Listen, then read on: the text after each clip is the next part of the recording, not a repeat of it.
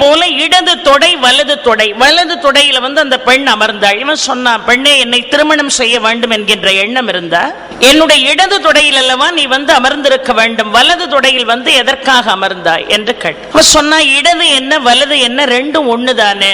இல்ல, இடது என்பது மனைவிக்குரிய அம்சம், வலது என்பது மகனுக்குரிய அம்சம்.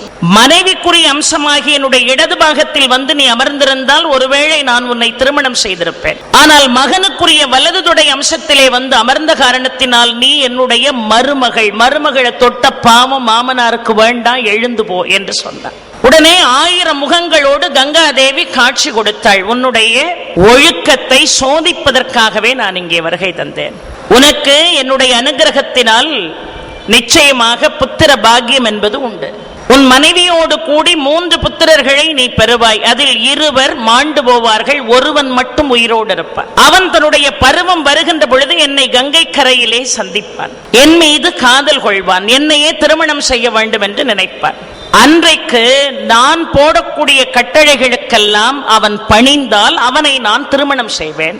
நான் எந்த காரியம் செய்தாலும் ஏன் எதற்கு என்று கேட்காமல் இருக்க சொல், கேட்டால் அவனை விட்டு பிரிந்து விடுவேன் என்று ஒரு வாசகத்தை மிக அற்புதமாக மன்னனிடம் கங்காதேவி சொன்னாள்.